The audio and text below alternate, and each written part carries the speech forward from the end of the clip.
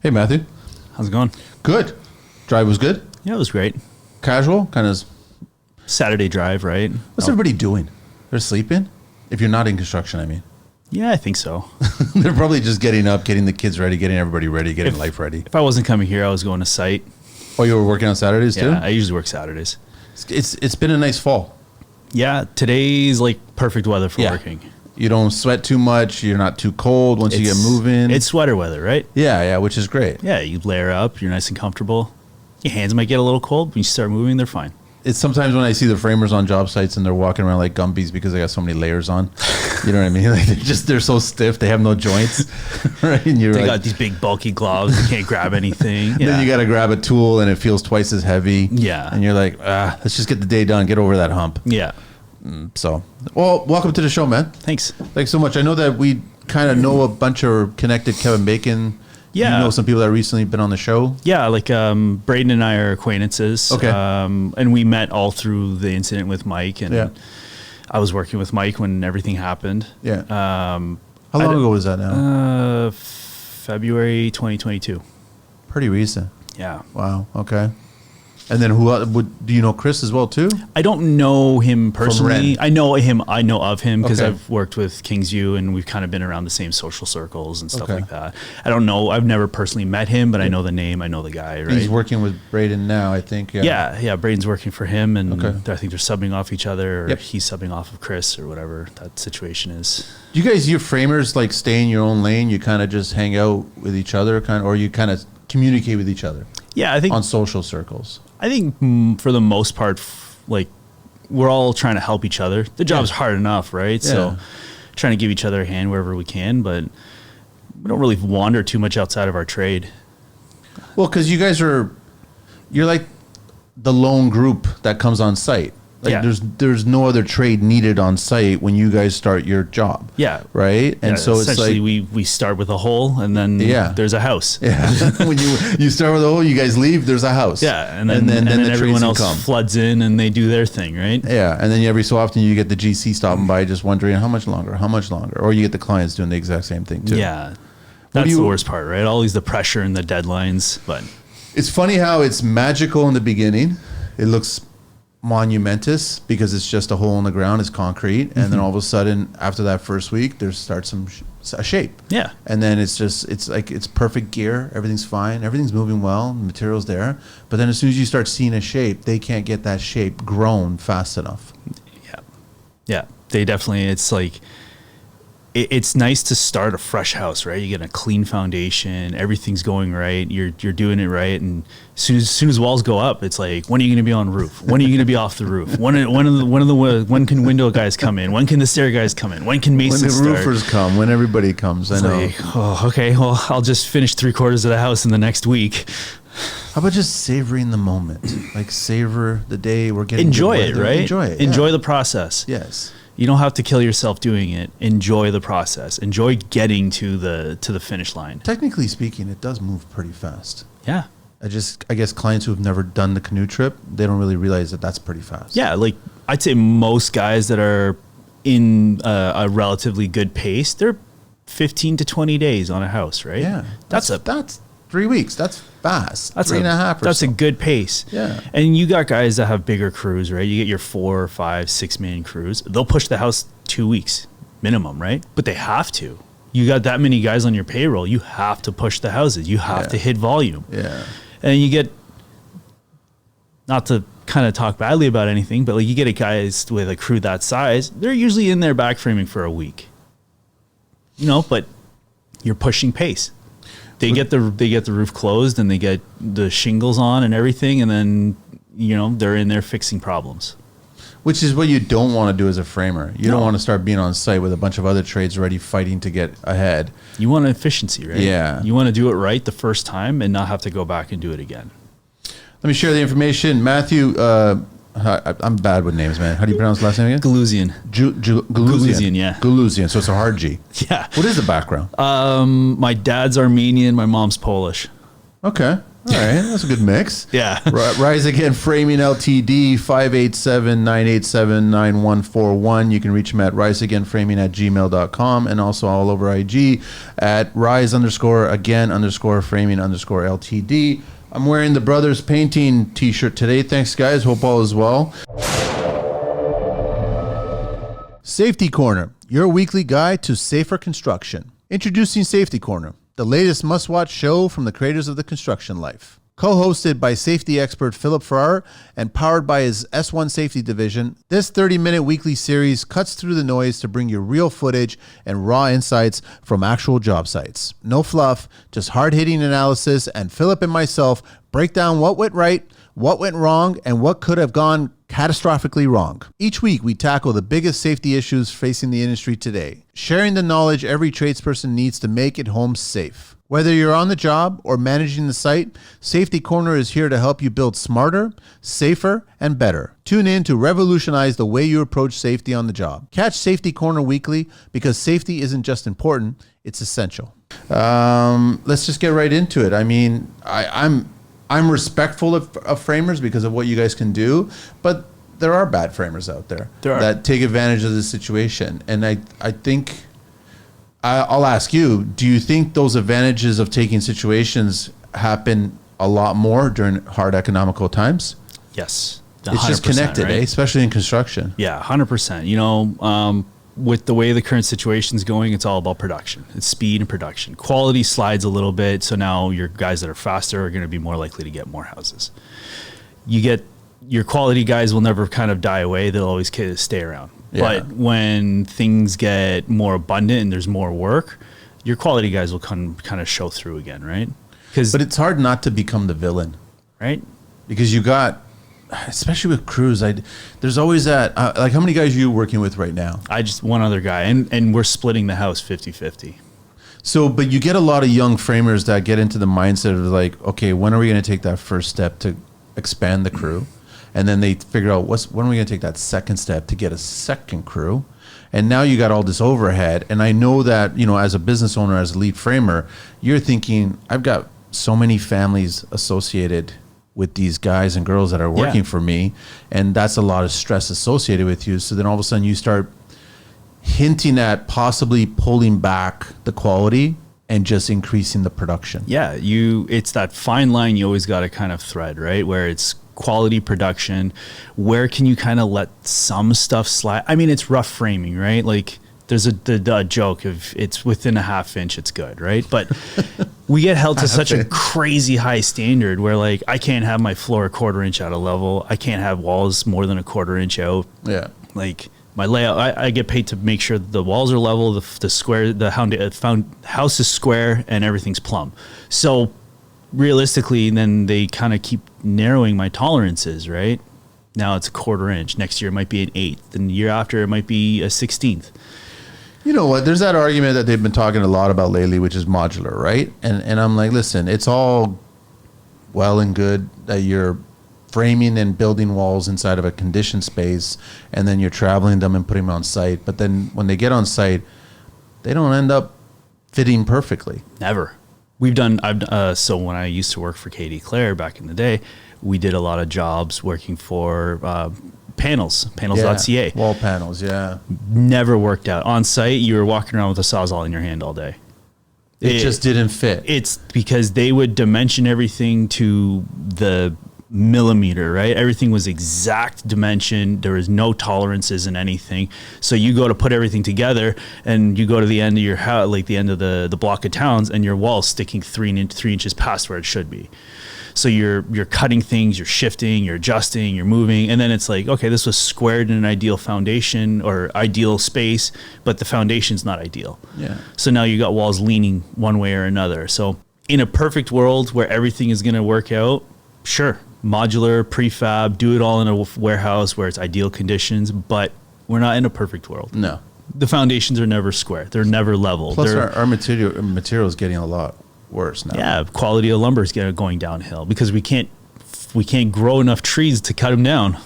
Or we're harvesting them too soon, we're milling them too quickly, we're not doing what was true back in the day, and then you start getting into arguments about steel. Yeah. You start getting into arguments about other kinds of forms of material, and I get it, but is it the right answer? I don't know. North America is a stick frame place. Yeah. Right? And it was done that way, like we all seen the old videos, you know, you're seeing carpenters just do it by hand nail. Look at Larry Hahn, right? Old school. Old school. Pouch And it of always worked. nails and a hammer, and Yeah. he just goes to town. That guy was fast. He pushed houses, right?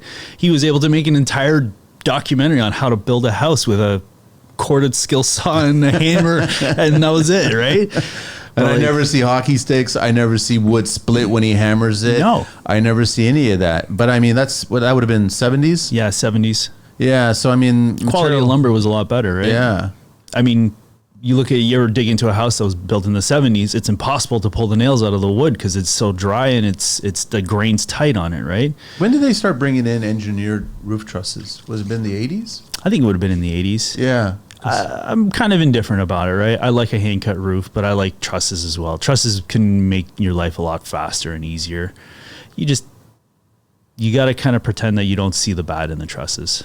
Well, the problem is that it reflects on the truss companies too, because now they're being pressured to get material out faster, get it on the lift, and all of a sudden, what was the quality control associated with this? Because I've seen trusses show up, and then I've seen the framer go, have a look at this, Manny, and then I would see it, they prop it up, and I'm like, what's going on there? He goes, don't worry, it's going to settle. It'll come down. Yeah, it'll settle over time, right? That's the big running joke. Oh, there's a hump here. Don't worry, it'll settle it over time. I mean, yeah, in 20 years.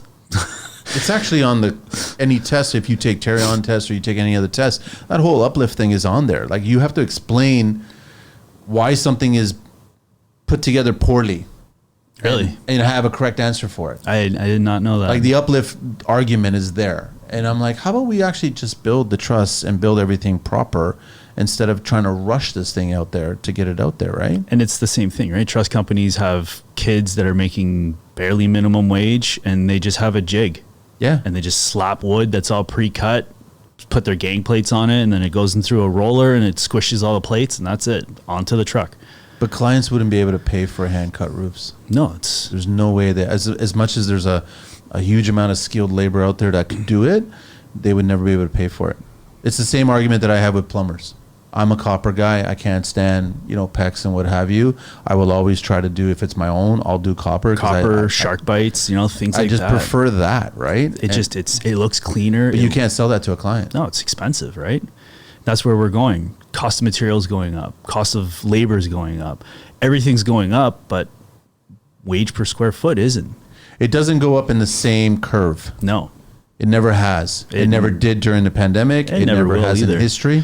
I think we had a little bit of a spike 2 years ago.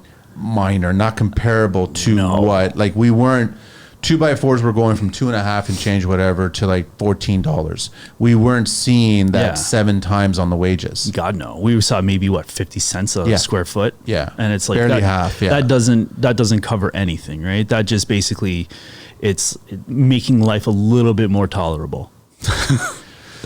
And it becomes that whole argument about, you start getting people talking about automation, and then they continue having the conversations about the modular thing, and they keep on thinking it's like this is going to fix everything. And I'm like, I think you still need skilled tradespeople with their hands on the material putting this together. 100%, right? You go modular, the benefit you get out of going modular or prefab or panelizing, you cut your labor costs down.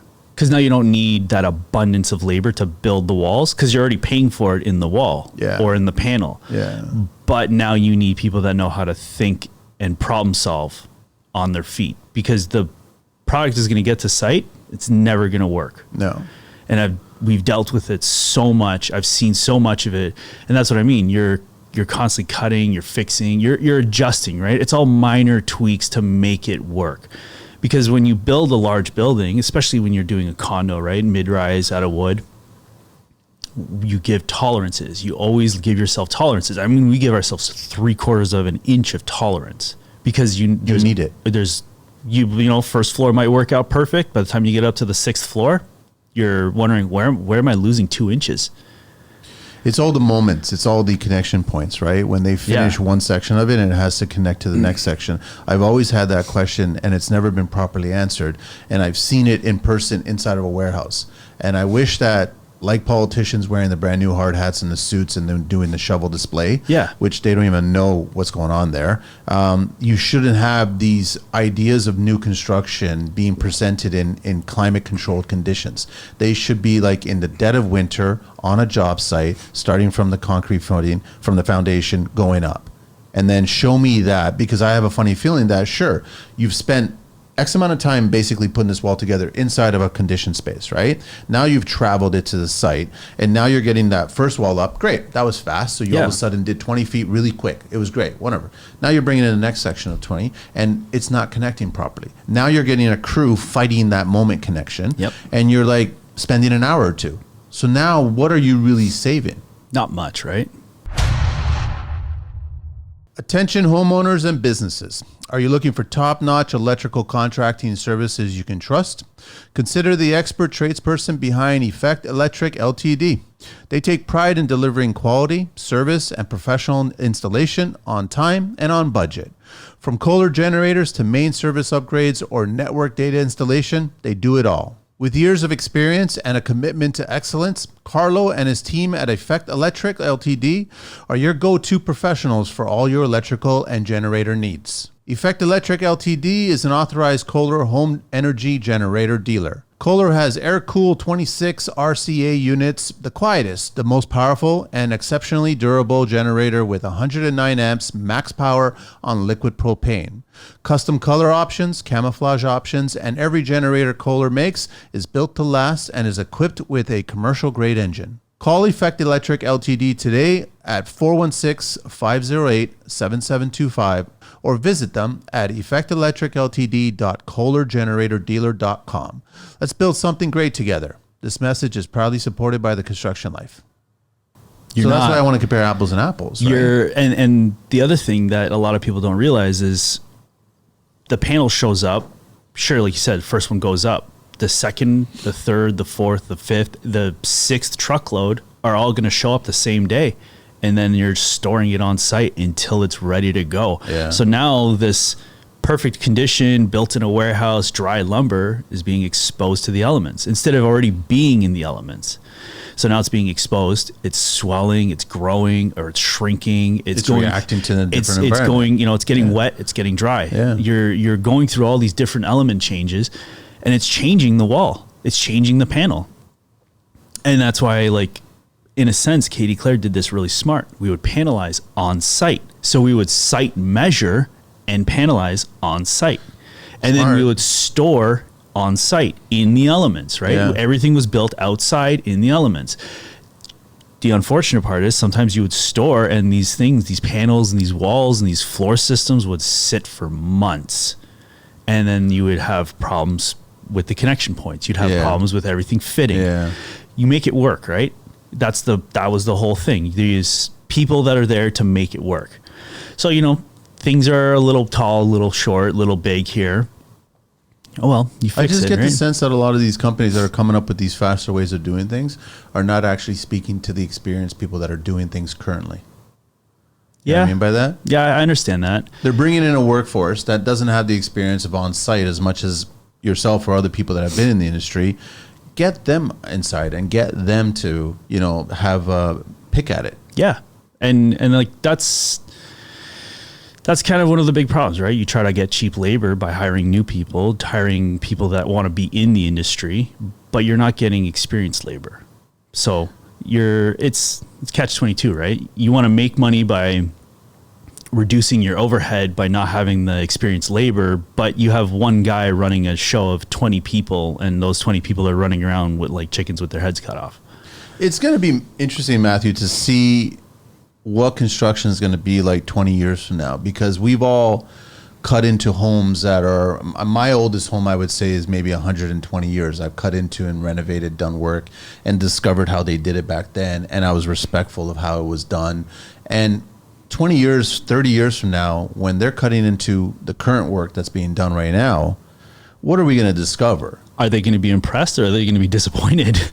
Are they going to have to be forced to cut further, to all of a sudden, because we can't use what's already there. We have to use something that's better. Are they they're going to have to dig deeper and kind of go more to the roots of where the things are to make things better and stronger, right? And like same thing. I've worked on log homes, and it's impressive. 100-century-year-old log home, and the way it's built, it's amazing that this was done without any machinery or technology, right? And then you dig into a house that's 10 years old. Not even, you dig into a house that was built in the 80s. You're like, why? Well, what were they thinking when they built this? Production, speed. Yeah. Just get it done. There was a housing boom, right? Yeah. So it was anyone and everyone that could swing a hammer was building a house. But it's also funny how I've always said it on the show, as a tradesperson, you'll never become a millionaire. And I know that social media is talking about the future millionaires of tomorrow are all going to be tradespeople. And I get it. I understand that. But all the millionaires are all the people who own the businesses. Yeah. So wherever they forced the workforce to cut, that cut went into their pocket. Yep. That's how capitalism in construction works. And I 100% agree, right? There's this talk about how you want to thrive, get in the trades. Yeah. But they're getting people into the wrong trades. Framing I enjoy it. I had definitely found a passion for it. I like swinging a hammer and building a house. There's a sense of pride at the end of the house where you look at it and you're like, this was a challenging house and I did it. Yeah. But it's not an industry you get in to get rich, right? The only way you do it is you start growing, you start expanding, you get multiple crews, or you start taking on bigger projects because you're looking for volume. But you want to get in, you want to make money in the trades, get into a ticketed trade, become HVAC, become a plumber, become an electrician. The top three. Right? I know. Get into ironwork. Yep. Those guys make a lot of money. Become a crane operator. Stonemason, crane op, like all the specialty stuff. I hate how messy stonemasons are.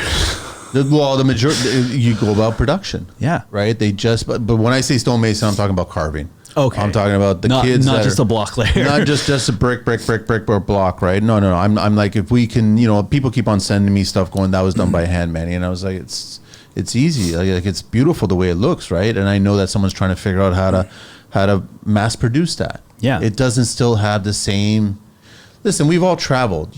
Whether you're going across our country or you're going across America, you're going across other countries, we've all traveled, and people stop for a reason to see hand created structures. Yeah. I mean, I was, my wife and I were in Stockholm in May, and like the architecture, the cobblestone road, It's just mind blowing. The city itself is so amazing at how it moves, right? And how much history is there, and it's still standing, right? Yeah. 1,000-year-old city, and it still has its original architecture. The castle's still there.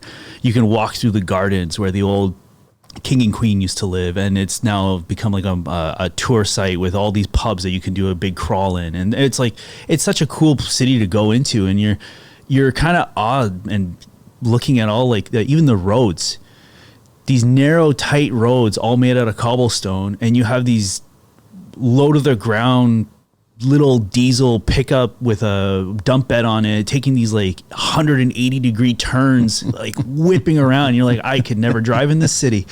But those roadways move. There's never always congestion, right? There's hardly any lights. It's all yields and roundabouts, and it's about movement. Yeah, just the way that everything there, right? It's such a cool city because you look at the history there, and then you look at us here, and it's like, what, the 401's under construction every day, 12 months out of the year, every day. It hasn't stopped. The 403 is constantly rammed with construction. The 400 is constantly under construction. Their solution is, let's make a 413. Let's make more roadways. That's the solution. That's not the solution. No, how about we build better quality instead of just pumping out more? That's what we need. We need better quality in our roads, because obviously we have too much transportation on our roads and it doesn't work. No, our roads are just not built for it. They have cobblestone roads that are 100 years old and they're still moving transport trucks on them. What are we doing so wrong? They're designing them and building them to fail, so then they can have the next contract in the next term. And that's kind of the reality of. Do you remember Toronto back in the, I would say, early 2000s? There was these 3 towers along the lake shore that were on Harborfront. Horrific looking towers. There were 3 identical towers, just like rectangular vertical box, right? Okay. No windows on the sides, the long sides of each one. There were 3 identical pieces of shit. And then they were this ugly tannish color.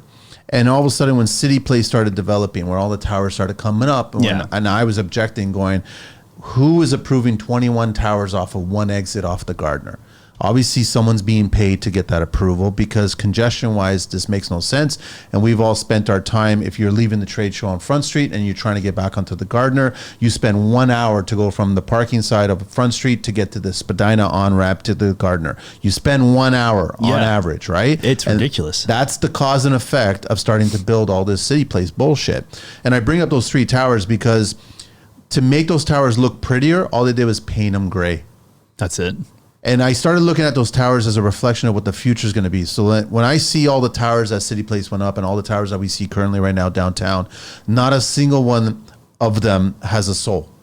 Nothing is interesting. And I can see them being demolished or converted or facelift. You know what I'm saying? And it's like, why don't we actually approve buildings that have a purpose and have interesting details to them? Character. Put character in the buildings again, right? We used to do that. But up until when the corruption kind of ramped up dramatically and all these kickbacks were coming in to get approvals to get all these places built, we didn't. We gave up on that. Yeah, we just kind of started building for the sake of building, right? Which is really sad, because when you're driving around that core, you see all those pockets. There's all those small streets that are beautiful, and Toronto has that classic, very narrow, high gable, Victorian feel home. Yeah. I love those homes. But when you give it to somebody who doesn't understand those homes to build, like if you give it to a GC or the trades associated with them and they don't understand that build, they just ruin it. Yeah, and then now you're ruining all the other buildings on that street, right? And I think we should go back to building that way. We should. Like you said, right? Like they're even in subdivisions, right? Subdivision I'm in right now, it's cookie cutter. There's one model that sells better than all the others. And on one street alone, there's been 3 identical models of this house, all same elevation. I thought there was a rule now that they passed where you have to have 3 different builders on each street. No, this whole subdivision's one builder. Oh, maybe they got rid of that rule now. Yeah, I don't know. They changed it. They made that. I remember that because they didn't want the same homes looking the same way. Yeah, so like across the road from the house I just built, my house, and then down the street from me, all 3 houses, identical elevations. What's the difference? They just flipped like. Nothing at all. Like there's not even a mirrored or anything, right? There's no reverse to it. Same roof line, same porch, same layout, same square footage. How long did the first one take the frame versus the last one take the frame? You sped up a little bit, obviously, because the first one you're like, let's say 21, 22 days, depending on weather. And then the second one you kind of pushing into like 18, 19 days, and then you get into the third one. You know the plans, right? I don't know. I start remembering numbers, right? I just kind of keep things in my head. And then by the time I get to the 4th house, it's like I don't need the plans. It's like it's on autopilot. You're on modular mode. Yeah. That's what it is, right? But it's kind of sad because that's the home, that's the neighborhood that you're, and people are going to, unless I guess the only change is brick color. Yeah, that would be it, right? One of them's got red brick, the other one's got gray brick. But I bet you any money that people who buy those homes are going to probably drive into the wrong driveway 100%. At some point at the beginning, right? Yeah. Not realizing this ain't my house. It looks like my house. Even in the other phases, then there's the same model of house repeating over and over and over. I've never met an architect who does subdivision. I've only met architects that do custom work, right? Yeah. And I'm just trying to figure out how, like, do they just do it for the dollar? I think so. I think so. I think it's just done for the dollar. Like they come up with the one drawing, they modify it every so often. Maybe make that one slight mirror kind of detail. Yeah. Even like the architects or the plans that I've dealt with on like the bigger condos and everything like that, you have like 3 different floor layouts and then it's just flipped and reversed and it's, there's this minor tweak here and there. So you eventually build so many of the same unit that you kind of like, you don't, like you said, you don't need plans, right? You just kind of lay out the floor the way it is and just start putting it together. It's like Lego. It's just soul sucking though at that point, but I guess it's just a paycheck. But you got into being an architect and also a tradesperson because you wanted to build something interesting, right? But we got to pay bills. I get it. Yeah. We got to pay bills. I don't know. What's the highest that I was actually a few years back, I went on a 6-story wood frame structure in Bergen. 6 is the biggest I've done. Okay, yeah. Yeah. Do you like the stick frame out of those towers? I don't mind it. Like I definitely say that the 6 stories have given me little bit of complacency with heights. Okay. I definitely don't shy away from working at heights or being on a roof, and the 6 has definitely like made that a lot easier for me. But it's just volume, right? Like, you're on that building. It feels like for 6 months. You're on it for like half a year. You just keep pushing and pushing, and then there's so many details on it, and it's the architectural, or not the structural details, that eat up time. Yep. As they keep growing those buildings and they get bigger, there's more details, right? Like 30-foot bands that span the floor from one side to the other, and there's like 300 3-inch nails that need to get hand driven into it. There's like connecting bands or wherever the rim board meets. There's, you know, point loads have to go from underside of sheeting to underside of sheeting. So like it'll be from floor to underside of sheeting, and it's a full Paralam post, stuff like that, right? Yeah, because it has things you don't deal with in houses. No, but it's essentially just a big box. I felt that it was a lot. I don't know if it was me psychologically. It's kind of like if you ever gone into a house that's had a fire, and then you go into it months later after it's been cleaned up, you still mentally think that you can still smell the smoke. When I walk into a 6-floor timber frame structure, I swear to you, I think it moves. It does. It definitely does. I think it moves, man. It settles and sways, and it almost like. But you go into a concrete structure, traditional way that they build towers, even at 6 stories or up, it doesn't move, man. The sound is dampening. Feel it, right? Yeah. Like one of my cousins, he's an architectural engineer, and he designs the shear beams in all the high rises. And he tells me, you know, like these things have like a 10-foot tolerance. Like the building is allowed to kind of sway back and forth, but it's just, you don't feel it. Up to 10 feet, he's saying? I think that's an exaggeration, well, no, right? But you know what? In residential, going back to residential, I remember having a conversation with an engineer or with a building inspector, how the deflection span, they were allowed to do 1 1/4 inch, I think. Yep. So from the center of a room, like we all see great rooms or master bedrooms, you could literally have a dip in the center point of that bedroom down to 1 1/4 inch. Yep. And that's the reason why when you move your furniture in there, and if you had handles that had latches on them, and you started walking, you would hear the latches move. Yeah. And that's completely within code. It's all within that tolerance, right? And the only thing that you hear in the older homes is the creaking of the 2 1/4 inch wide oak strips that are not fastened to the sub planks anymore. Because they're not glued, right? They're just nailed. They were just pinned, and over time they've worked their way out. But you've never had that deflection in those older homes. Better lumber, thicker, true lumber, true 2x10s and 2x8s, and right? not stupid 20+ spans. Yep. When it comes to spray foam and blown-in insulation for your next project, there's no better team than Mohammed and his crew at Foamit. With well-educated, skilled installers, Foamit doesn't just get the job done, they do it right. They take the time to properly estimate and educate you on every aspect of your project, ensuring your building envelope is airtight and energy efficient. As leaders in the industry, they bring a deep understanding of building science to every job, making sure your project stands the test of time. But don't just take their word for it. Past clients constantly praise the quality of work and professionalism of the Foamit team. From homeowners to large-scale contractors, feedback has been overwhelmingly positive, with clients appreciating their attention to detail, the thoroughness of their crew, and the results that speak for themselves. At Foamit, they pride themselves on building lasting relationships through exceptional service, reliability, and the commitment to exceeding expectations on every single project. Whether you're insulating a new build, upgrading an older property, or tackling a commercial project, Foamit is your trusted partner in achieving energy efficiency and comfort.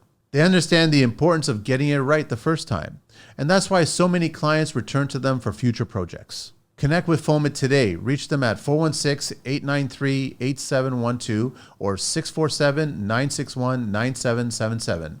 Email them at mohammed@foamit.ca or visit them at www.foamit.ca. Follow them on Facebook, Twitter, Instagram, and LinkedIn to see their latest projects and innovations. This message is proudly supported by the Construction Life. Even in Alberta, when I was working in Alberta for 4 years, no steel in your houses. It was all LVLs in the basement. They've gotten too much on steel, I think, these days, man, in residential. It adds a lot of work. Yeah. You know, like... Does it make it a better structure? Not really. I find the steel has more deflection than LVL.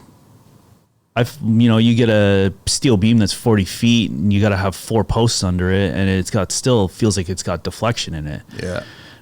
You just do a bunch of LVLs, you have a 4-ply 40-foot LVL that's laminated. I honestly feels a lot stronger to me. I think so. And it's definitely a lot easier to manage. It's a lot easier to work with.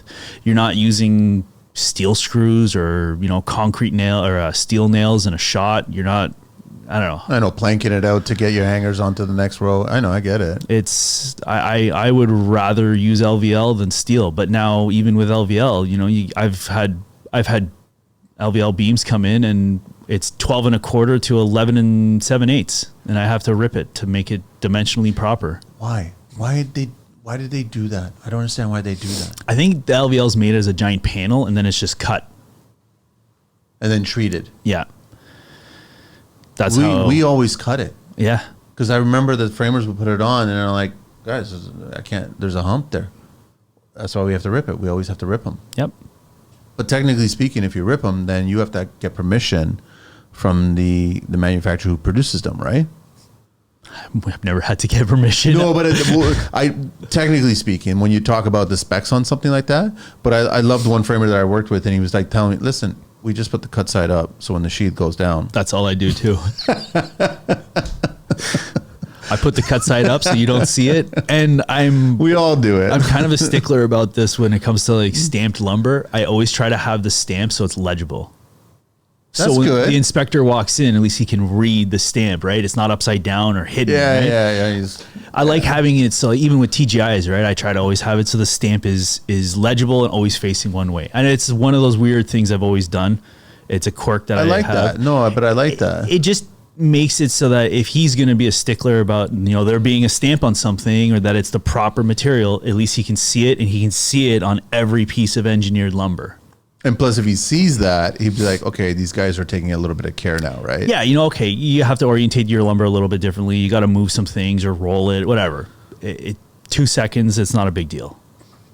But the framing challenges that you get is that you start getting clients asking for all these interesting details going on because they've got these large spans, and now you're creating other problems. Like I'm not a fan of open first floors, right? Because my first thought process is the 3 mechanicals, right? You got to run air, you got to run returns, you got to run waste. You limit your wall space to run the utilities, right? Yeah. Then you start running into bulkheads. You got to hide it somewhere, right? Open first floor is nice as a homeowner, because it's like, oh, look at all this room that I have. But at the same time, now you're congesting your second floor because everything's up there. Yep. You have an open first floor where it's got living, dining, kitchen, and 1 washroom. And then you go to your second floor, like the house I'm finishing, it's 4 bedrooms. On the second floor? 4 bedrooms and 2 bathrooms. The total square footage is like 2,800. That's pretty tight. And it's like, it's stair hole center of the house, decent size. Stair holes in the center of his house is a waste of space. It's like, the first floor looks great from a visual standpoint because it's wide, it's big and open, and there's like this nice, great room. There's no open to below, which is nice. There's no tall wall details.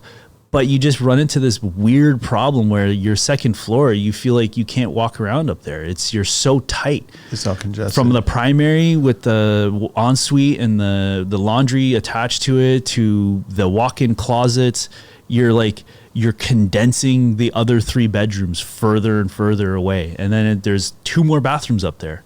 You have the primary and then 2 more bathrooms. And you're like, how do you fit all this up here? And then they do the mistake, I guess, of making the main floor 10 feet, making the second floor 9 feet or 8 feet. 9 and 8, right? Because there are height restrictions on the roof line on the outside. So they have to, but they want that grandeur on because the guests that are coming over are never going to go to the second story. Only the family's going to go to the second story. No. But why are we still building 4-bedroom homes when family numbers are going down? Most families these days at max are 2 kids. I don't know. Honestly. So why are we building 4-bedroom homes? My ideal house would be like a 1,200 square foot bungalow. I went to a 9,000 square foot bungalow, so to speak, 1 bedroom. older, retired, kids are out. And I'm like, yeah. That's a lot of house for one bedroom. For one master bedroom, that massive bed, like the bedroom and the ensuite and everything was like the size of a house, but it was just completely open. And, you know, it wasn't fully open. There was still walls because there was an entry and everything. But technically speaking, it's a 9,000 square foot, one bedroom house. That's a lot of cleaning. 1,200. Well, they got the money, right? So it's 1,200 square feet bungalow. That's what I want. I mean, he's got all copper roof. He's got all copper, like all copper. He's got money. Walnut everywhere. Yeah. He's got money, right? But you know what? That's what I mean. Like I feel like we're 2 stories and 3-story walkouts, and like you get all these houses that have second floors that are congested. What happened to bungalows? I get it. You know, we're trying to condense space and or even back upward. splits, side splits. Yeah, something like that, right? Something that you're eliminating this weird congestion in your house. Because the second floor is always cramped. It's like there's so much. It's so busy. It's so overpacked with just rooms and walls, right? Here's this box. Here's this box. Yeah, that's all it is. And then you try to work walk-in closets. I don't understand why we have to all work in walk-in closets for every room. There's nothing wrong with a 2x4 closet. You want to make it feel bigger? Put 2 doors on it. Yeah. That's it. Don't put 1 door, put 2 doors on it. Mm-hmm. And that's plenty of space for one person who's in this one bedroom. Exactly, right? And if they need more clothing or whatever, put a dresser. Don't even put a closet in there. Give them the space to put a dresser or do that. Or I've seen that. You know, like some sort of storage device that you can use. Anything that is, you know, with drawers in it. Because honestly, the closet just eats up space. It does. It eats up space in one room and another room. Because a lot of people, like, I don't know, you don't really realize it when you walk into a house. You're like, that closet's going somewhere else, right? It's eating room somewhere else. Ideally, you want to stack them together so then both rooms share a closet wall, right? Yeah. And the same with the bathroom. Not every room needs its own bathroom. No. You can have a Jack and Jack or a Jack and Jill bathroom, and that makes more sense, right? Yeah, I get, you know, your master or your primary needs its That's ensuite, fine. right? That's fine. That's traditional. Every primary room always has its ensuite closet. It's got a walk-in and it's got its ensuite washroom. But like, why does your washroom have to be 12 by 12?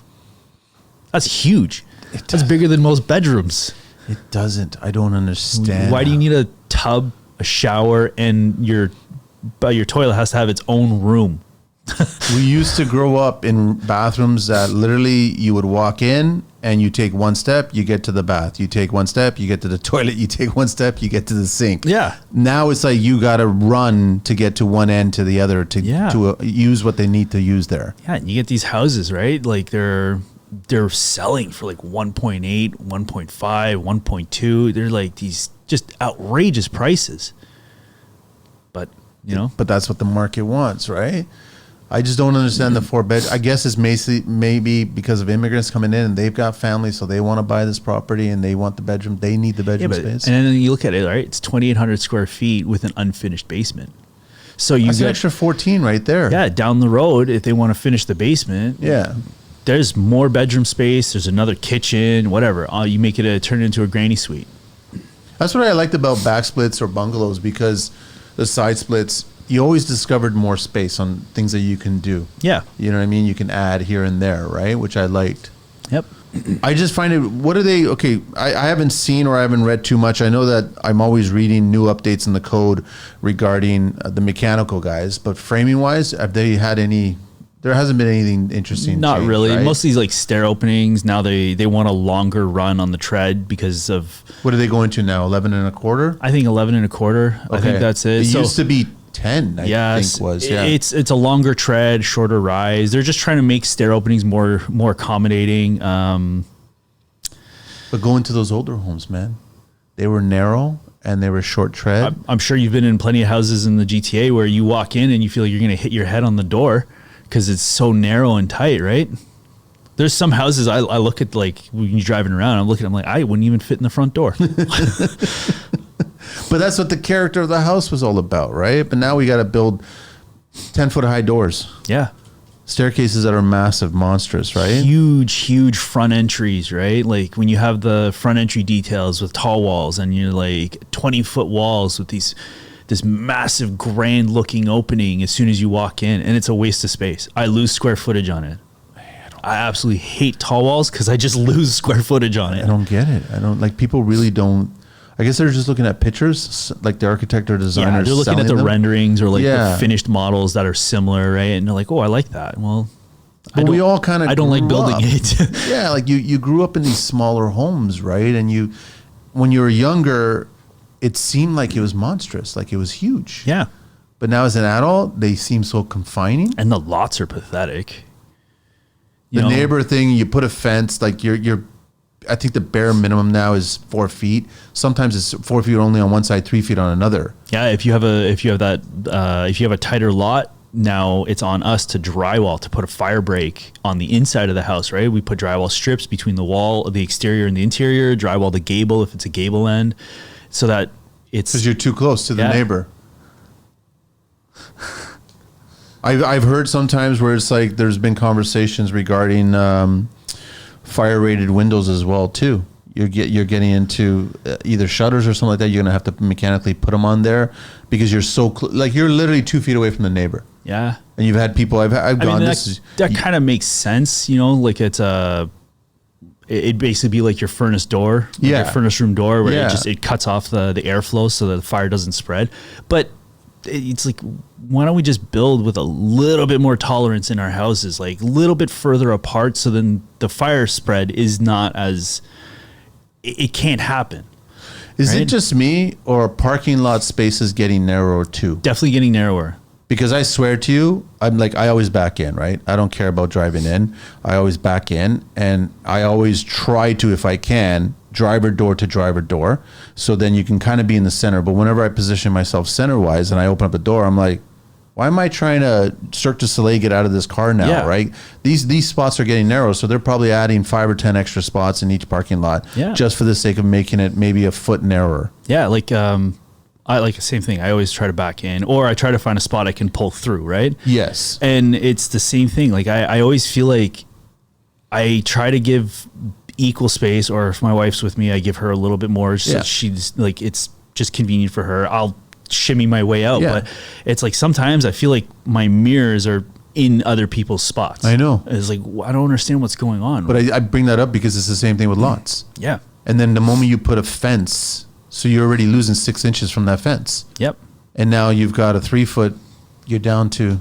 You can barely fit your trash cans through there. You can't get a wheelbarrow. Yeah, exactly. It's true. You won't be able to move your trash cans. No. It's getting ridiculous. But then that's one extra house that they would not have been able to sell, build, make money off of. Yeah. If they made them a little bit larger. I know the site we're on, there's fire breaks for the houses, and the only way the fire breaks can go up is both houses on either side have to be bricked and one has to be drywalled. And last year, all they needed was brick. There was no drywall required. So 5/8 rated X. Yeah. Drywall on one of the homes. On one of the homes, and bricked on both homes on either side. And I thought that was ridiculous. I'm like, so now we have even more delays. If probably no windows either, right? No, windows are usually in before allowed? bricks, right? Okay, yeah. Except for my house, they already started. The masons already got it's only first floor brick. It's a half house for brick, and windows they're not even in. They didn't show up, so they just put some bucks on there and went. I was told by a fire guy, I think it was a firefighter that told me, it's not about the fire leaving your dwelling. Or sorry, what was he saying? He was saying it's not about the risk is not about the fire of your neighbor getting into your dwelling. It's about the fire in yours getting into their dwelling. That's how they're looking at it. So they have to prevent everything from getting the fire getting out of your house, right? They don't want to look at your neighbor's fire getting into your home. So they want to prevent it from, I guess, the interior of the structure. Yeah. So if which makes sense on the drywall, but that's on the one house, and then if that other house that doesn't have the drywall, it ignites, but then your drywall in your house will prevent that fire from coming through. Yeah, I guess that makes sense, right? Stop it from the source instead of just trying to prevent it into the next house. But if you're spray foaming some of these homes and that fire gets to the spray foam... Oh, it's a catalyst, right? Yeah. It's kindling at that point. Spray foam's a great idea because it's vapor barrier and insulation at the same time, but it's all chemicals. Fire don't like it. And I've been chemicals. In that situation before, I know. So, I mean...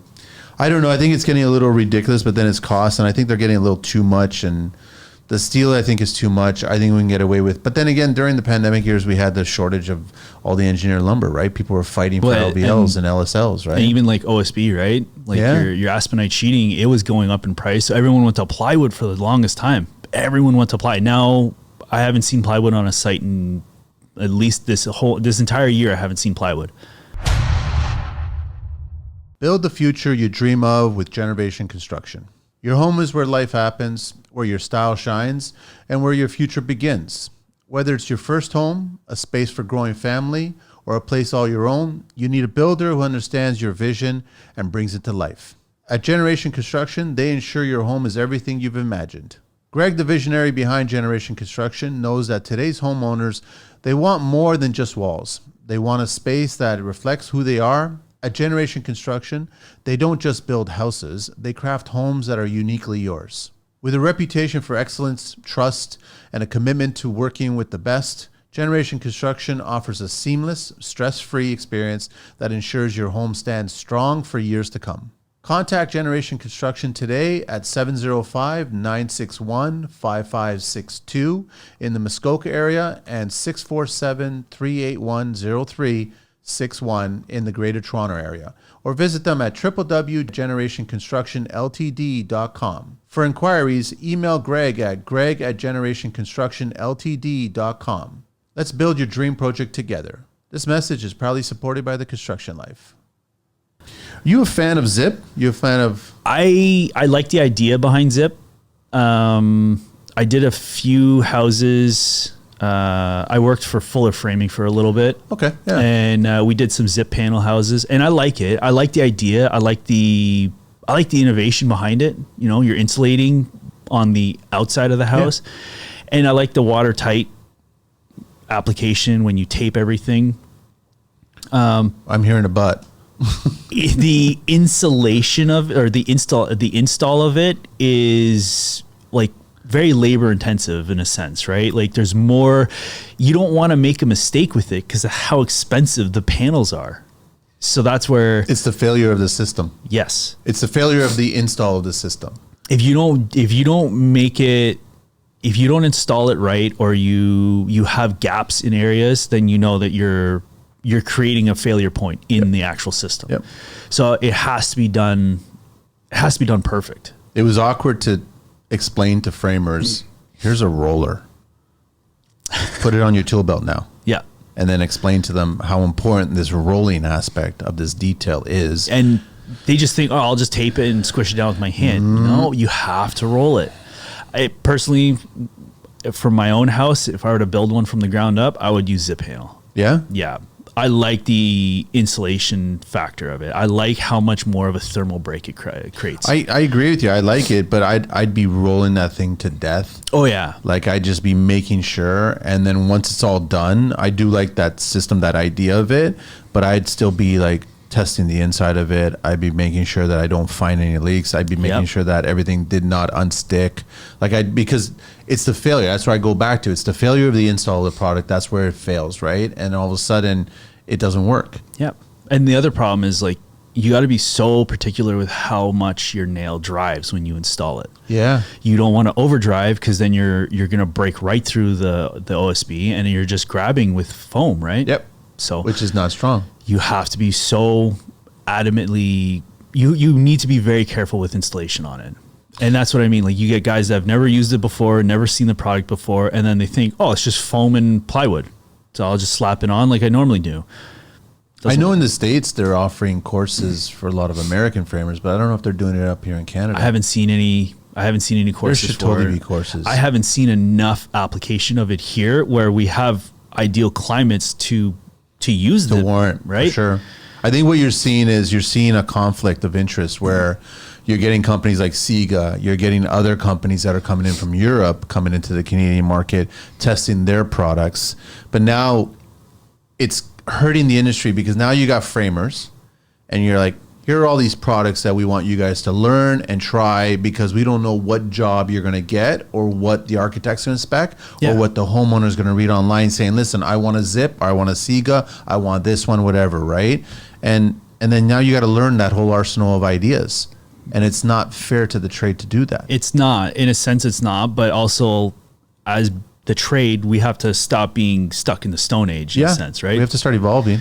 Like, I would 100% build with Zip, then being handed a bundle of foam and a bundle of OSB, and then for sure Typar and tape.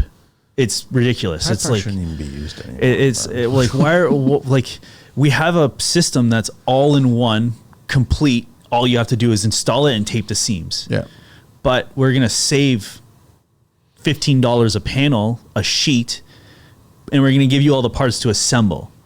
So I essentially have to sheet the wall with foam, sheet it with plywood, cut all my openings out, Tyvek the wall, tape the wall.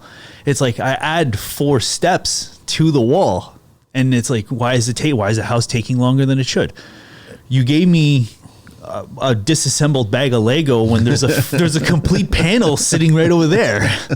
And then I'm not just pointing the fingers at framers. You have to educate the rest of the crew as well too. Yeah. Because we're penetrating that zip system with a bunch of stuff right after it's installed. Right. Then you start getting into if you're going to zip, strap the wall so your cider doesn't penetrate through it, right? Or if they're going to penetrate, they're going through a point where it has the tape that's self-sealing around it, right? But everybody has to be on board to do that.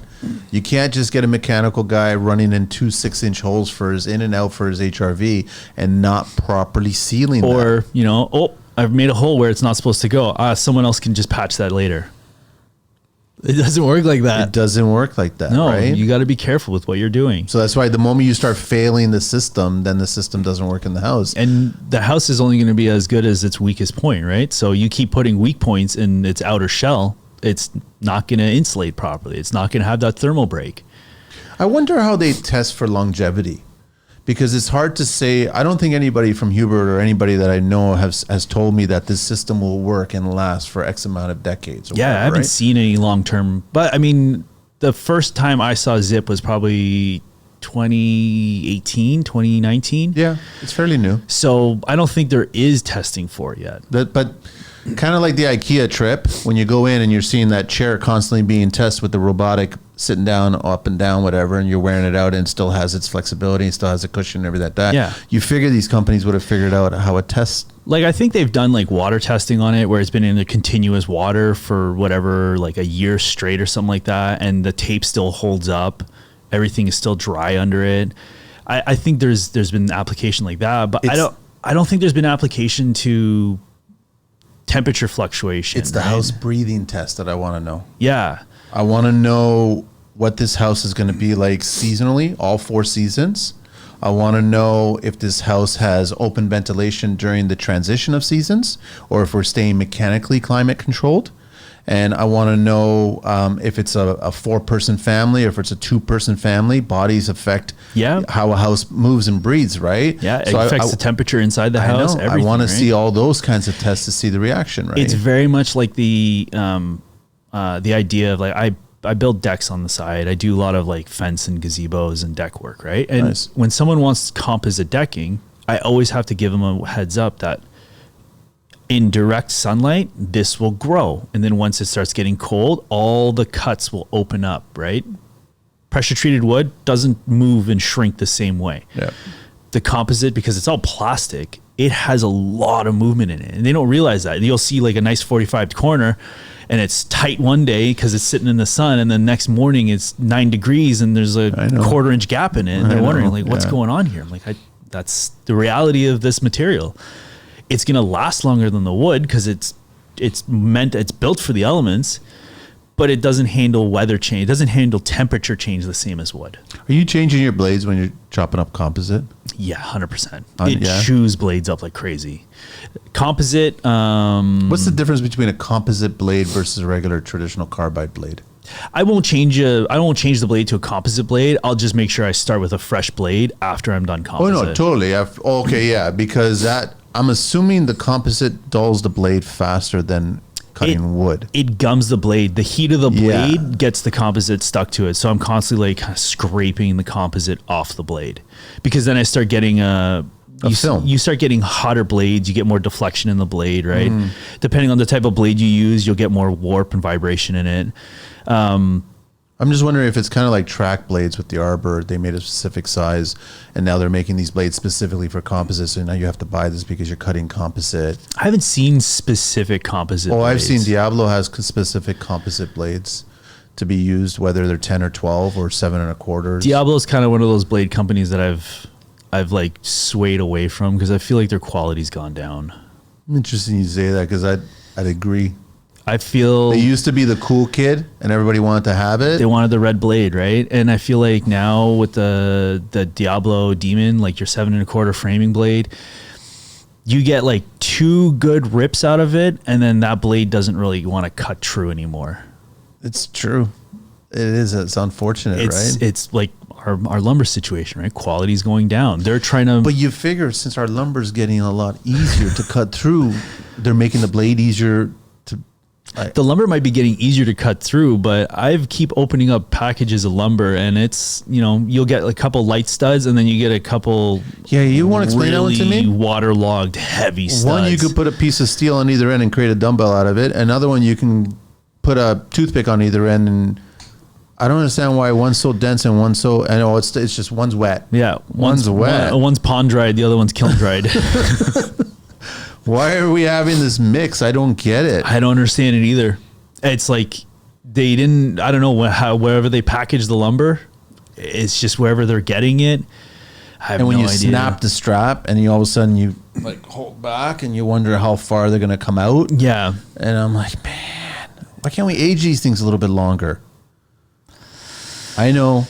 I get it. It's or is all the good lumber going to Asia and America, and we're keeping all the short ends? That's probably part of the problem. We have so much tree here, and we're giving all of our lumber away. Yeah, it's like all the cedar in the 70s, right? Japan bought up a bunch of our cedar, and they're actually storing it in the harbor. As long as it doesn't get dry, if it's constantly wet, it's never going to rot. Do you know the world looks towards Canada for Western red cedar? Yep. The world looks towards Canada for Western red cedar, and we don't really monopolize that market value. And like, look at Russia is one like the eastern, or I guess you could say the eastern part of the world's like lumber supplier, right? And everything going on with Russia and the war that's happening, right? So their lumber export is zero now. So now everyone's coming to the next biggest country for lumber. So now we're exporting lumber across the world, not just by truck. Now it's train, boat, ferry, whatever. Everything is moving from Canada for lumber. But we should be giving it to our own backyard first. We should be using it here before we sell it.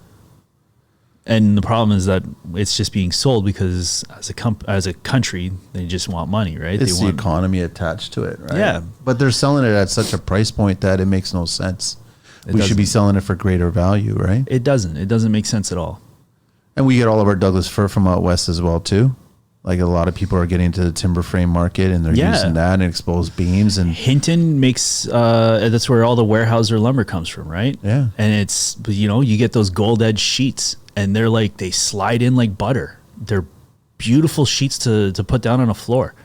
I'd rather use the Weyerhaeuser Gold or the Black Edge than the DuraDrive one or the DuraStrand ones, the light blue. What about the Avantic stuff? I don't mind it. I don't like how like it feels slick, right? It almost feels like there's like a wax coating on it, right? Huh? But does it really work where you do not get the swelling? Yeah, I would say it does. Okay. I definitely don't notice any swelling on some of these sheets now. But technically speaking, if you're framing in 21 to 20, whatever, call it 21 to 28 days, 1 month or whatever, and you're getting roofed, I mean, it's exposed for 6 weeks at the max. Technically speaking, it is, right? I haven't noticed any swelling, right? Yeah. As soon as you get it covered, you're in the clear. But in subdivision, are we still used to the sanding the joints? Like, I always remember seeing the hardwood guys or the tile guys getting prepped, and they're having to sand the joints just to get them down because I think they do. I think they still do it just as like a precaution. I think they try to put a low point in there instead of having the high point. So I think they still do that. I mean, I've seen a couple. I've done some back framing for a few developers, and like they had the tile guys in there, and he's prepping the floor, right? I think he's more or less just trying to get all the drywall or mud off the floor. It's true. He's just prepping the floor so that he's got a clean surface because it's filthy by the time he gets in there. I used to just use my Planex to do it. Put a 36 grit on it, and I'd be using the Planex. I think most of these guys go in with like a paddle blade or a paddle disc on their angle grinder, and they just kind of give it a quick. Oh, that works too. Yeah. Until it breaks. And whoever's nearby. So, I mean, I've seen a few guys do it, but not that many. Is it still code? Are you allowed to nail plywood down on floors, or you have to screw? No, we nail. You nail, right? Yeah, we nail. As long as it's glued. Yeah, as long as it's glued, we nail. And then I think it's just developer. It's just like if the developer's choice, they'll have a guy come in and screw the floors down after. It just quick drive it or a PAM drive it, whatever. Yeah. It just is convenient. I mean, I have one always sitting in my trailer, so I don't really, if the time comes and they're like, no, you got to screw the floors down. Okay, well, I'm ready for it, right? I haven't screwed a floor down since I was working in Alberta. Yeah, but the thing is, if you're, I mean, on bare minimum, you got 2.5 on a short engineered lumber frame, right? And then you're putting a bead of PL or any kind of construction adhesive. Yeah.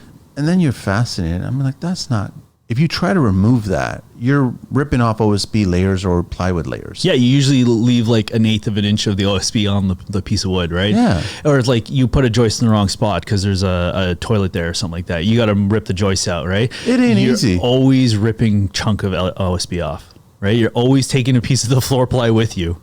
Which is great because you don't get any squeaks, everything's fine. But then the problem I have is I go back to deflection because of the span is too long. Yep. We're taking too much, we're relying too much on this span.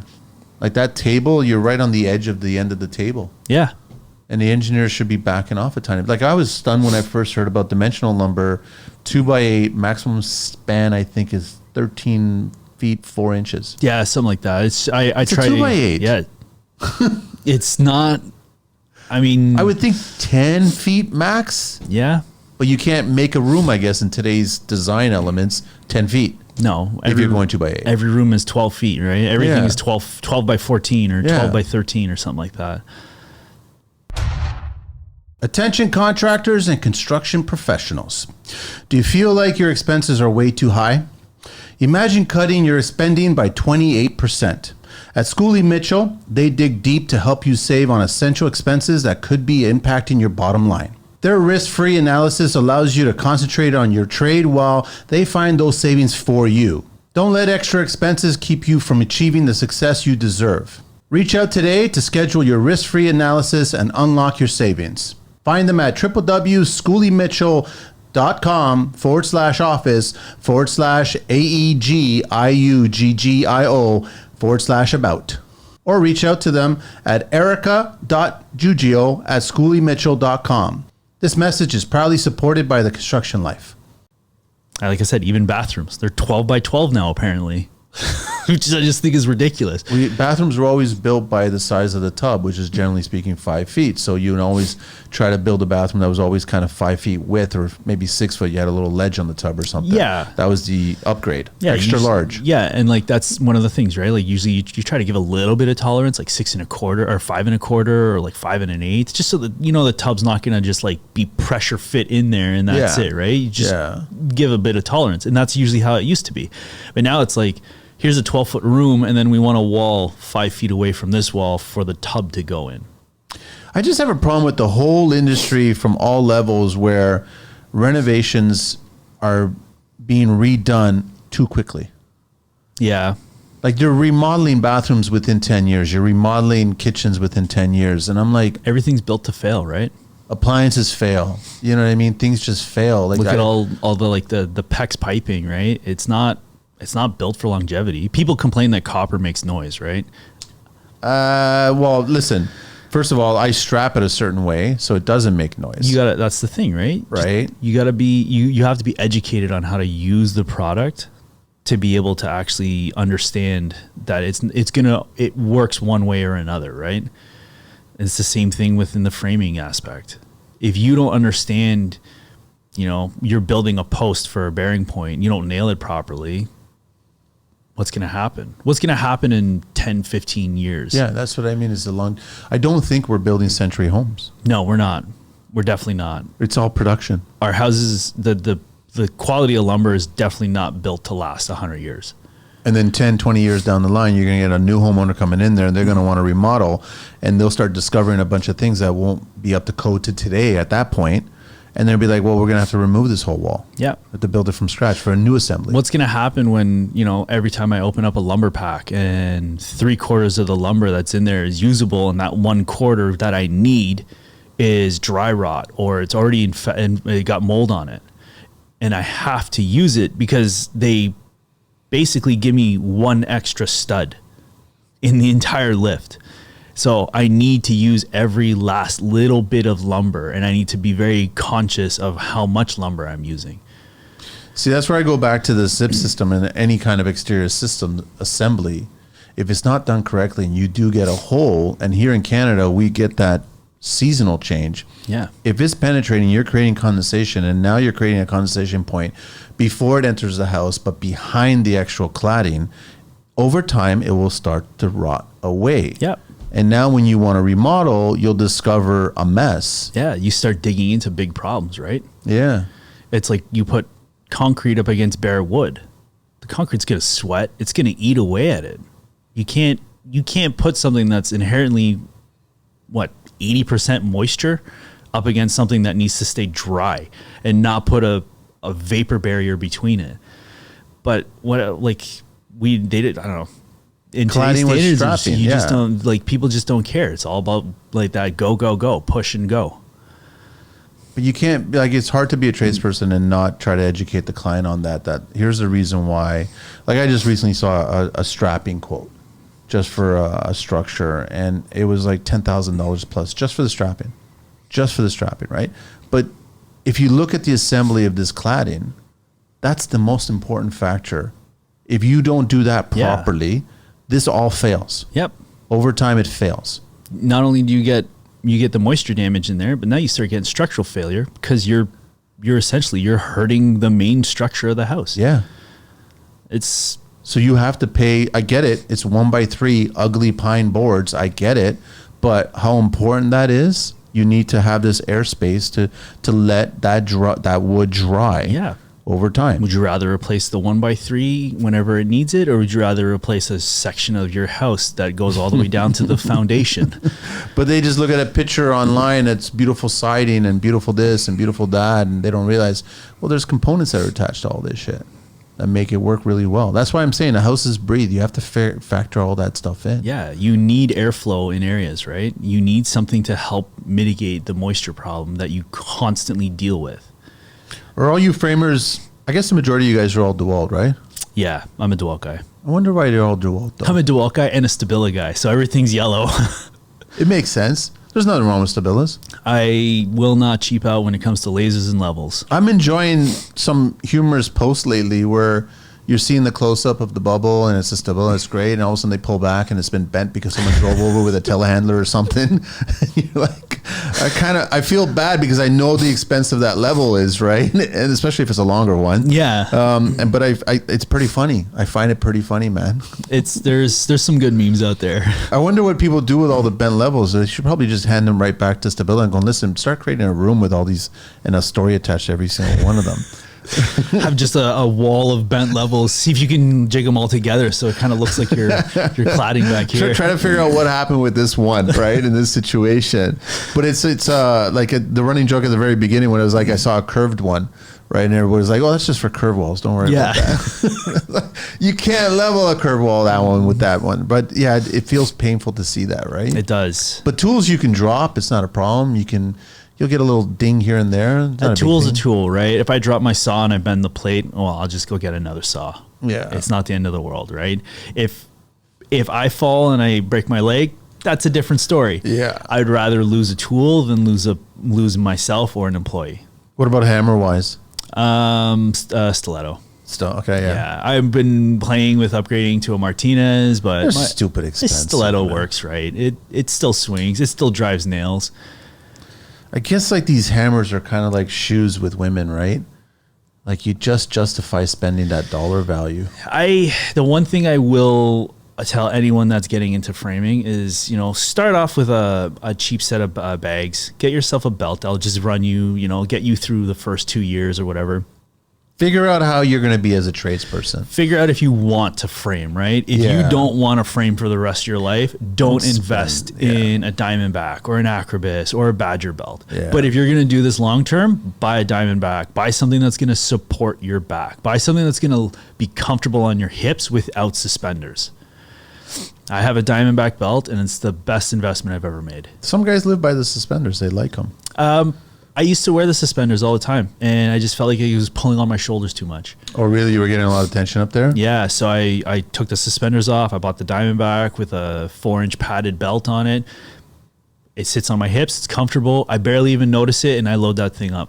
Did you see Festool introducing the body armor for lifting up drywall? And Hilti has it too now. Hilti has it for concrete, but I saw the recent one with Festool, and I'm like, how much longer are we for frame going on, an exo frame? When are we gonna just be sitting at home and there's gonna be a robot on site and you just put a pair of VR goggles on and you're drone framing? Right? Yeah. Is that what you're drone framing? And then you pay attention to Call of Duty on the second monitor, and all of a sudden you drop a wall on site, but then you're hitting a robot, so it doesn't matter. Exactly, right? I don't know if we'll ever get to that point, but I can see the exo framing coming on board to help you guys lift beams up. But I don't know if I like those things, because you're making people weaker. That's what I mean, right? Now you're getting softer people in this industry. How many times we have steel day and everybody's wheels are spinning on how to try to get it up there? Like how to move it into site, first of all, because it only gets dumped on the curb. But then how to, and like you kind of get to the plumbers, give me some pipe. I need some pipe. Yeah. We got to roll the Egyptian way here. Yep. And then trying to get the genie lift and try to get it up on one level and then get up on the next level. And the wheels are just spinning. And I think that, sure, if you do everything well and as a team, nobody gets hurt. If you want to be the rock star and just jump ahead and Leroy Jenkins everything, and all of a sudden, you'll get hurt. But are we going to get all these exo frame things and we're just going to make a weaker tradesperson in the future? I hope not. I don't want that to happen. Because this industry, framing as itself, it's not a weak man's industry. No. It's not. But it's a team industry, though. Yeah. There's always a second or a third there to work with. And the nice thing is when you're on a subdivision and you're rolling with the same crews that are all around you, you get friendly with them. If I have a 50-foot long wall, I build it in one piece. I don't build it in 12-foot panels. That's heavy. I build it in one piece, and I'll call 10 guys to come help me lift. And it's such a good feeling to lift the wall up. 5 feet per guy, right? That's it. That's the rule. On a 9 or a 10. On a 9. On a 9, okay. Yeah. But that's how I like. If I build it in one piece, I square it in one piece, and then I know the wall is going to stay the way I want it, right? Yeah. I don't put a seam in it. Top plate's all locked in. Everything is good. I don't like building walls in chunks. I like to build them as big as I can in one piece, and I'll just everyone. I help out as many people as I can around me. They'll help me out whenever I need it. It goes faster that way, doesn't it? I think it does. A lot of times, one of the other guys will come up to me and he'd be like, "Oh, my nail gun broke." I'm like, "I have a spare in the truck. Just grab it. Use it for the day. Get it back to me at the end of the day. It doesn't matter." Same like you need my rope for the day. Go ahead, use it. All I'm doing is creating an environment where I'm helping someone out that can help me when I need it. Yeah, because that day is going to come. Yeah. That's just how it works, right? And it's the same. I've said the same thing when you're on site and you do have a lot of trades at times, especially when you get into the mechanical side of things. Everybody wants to get on site as soon as possible. We just all work together, man, because you got to chase down here. He's got to chase down here. We all got to work together to try to figure out how we're going to do this. Plumbers were in my house the other day while I was just doing my shit list, doing my back framing and deficiencies. And he needed a stud. And I was like, there's some 2x4 downstairs. And I offered. I'm like, do you want me to cut you a stud? And he's like, sure. And you know what? We kind of stayed out of each other's way. We worked around each other. And I don't like causing tension with other trades. I want to work with the other trades, because if I can get a plumber in my back pocket when I need one, then I have one. I have an electrician on board with me. And vice versa. I have a roofer that's good with me. I have all these trades that are kind of in this circle that if I need them, they're there for me. And if they need something, I'm there for them. I don't like the stigma of, oh, I'm a framer, so I have to be, I can't talk to you. I can't be friendly because you're a different trade, right? It doesn't work like that, right? We all got to work together. I think the only trade I don't like is masons. They're just messy. They're so messy. They're the messiest trade on site. Oh. If it's subdivision, I understand it. I've seen some really good subdivision guys that do amazing work and they're clean. I still try to be friendly with them though, right? I still try to be on the good side, because sometimes their scaffold is in a very ideal spot for me to work off of. But I see what you're saying. Yeah. Because it's so easy to just drop everything and then so easy to leave the site. It's like I feel like they just have one hand that just has the mortar in it and they're purposely just dropping it around where you're working because it's like they know, oh, there's a guy working under me. I'm just going to keep dropping whatever. They wouldn't be doing it. Would they be doing? No, they're not doing that, man. That's a waste of mortar. Then they just got to mix more mortar at that point. They wouldn't want to do that. I don't know. They're pretty wasteful with it at the start. It takes a special breed, especially in the winter months and you get harsher climates, and then tenting. And it's a physically demanding job, right? Yeah. You're moving brick all day. And if you're doing block wall, right, that's not fun. You don't want to move cinder blocks all day. Isn't it funny that most trades, when they're on sites and they're walking around, in their head, they're always saying, I would never do that full time. But then you love it and you do what you do, but then you probably say the same thing about masons, and masons probably say the same thing about plumbers or whatever, roofers or whatever. I've had masons come up to me and they see me on like the third floor deck on a town, right? And I'm framing in the beam or doing something like that. And they're like, how are you walking out there? I'd be losing it. I couldn't do it. I'm like, what's the difference? You're on a scaffold. Look at those scaffolds that you guys built sometimes, man. You're on a 4-story scaffold and like the wind is making it move. 3 feet wide on 2 planks. Yeah, okay, there's a metal cage around me, but the whole thing goes down. It's the idea of like wearing a seatbelt while you're on a motorcycle. It's going to dump. You're going with it.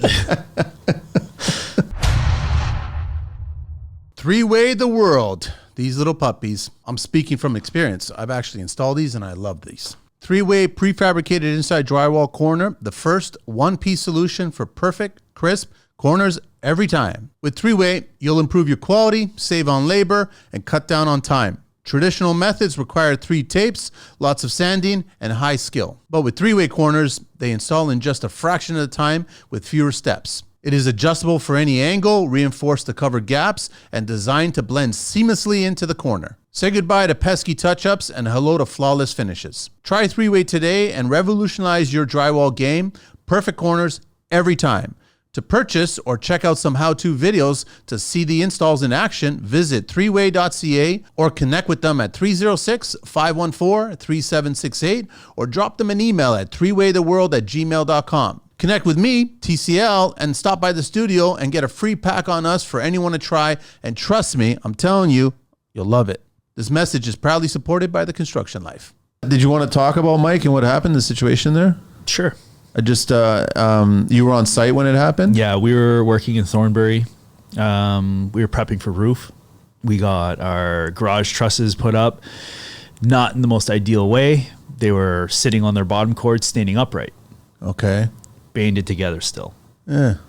He had a plank running down the middle, and we got everything lifted. We got it all prepped and ready, and we were like, all right, let's go for lunch. We'll tackle the trusses after lunch. Come back from lunch, and it was a 50-50 coin toss if it was him or me going on that plank. Really? Yeah. And I went up onto the garage wall. He went up onto the plank, and we tried to roll the trusses, and then the plank failed. A single 2x8 running 20 feet with a post in the middle. Was there a crack? It split. It just split. Weight of the trusses just split it. Then he went down. How far down? 12 feet. I can't even remember how I got off the garage wall. I felt like I jumped off the wall. I just got to him as soon as possible. I was this far away from him when it all happened. I got to him as soon as possible. I just tried to keep him still. He was trying to get up under his own power. I was trying to keep him laying down, took his tool belt off, got his head supported so he wasn't shaking or moving or anything. Got the site super, ambulance, cops, everything there.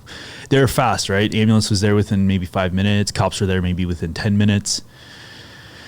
Shut the whole site down. Well, shut the house down. The site scattered as soon as MOL got there.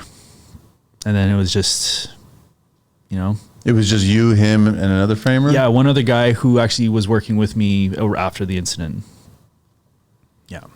And then you guys actually had to stick around, I guess, and then the reports. The other guy went to the hospital to go meet Mike's wife, and I stuck around. I gave them the full incident. I'm the eyewitness, right? I watched everything happen.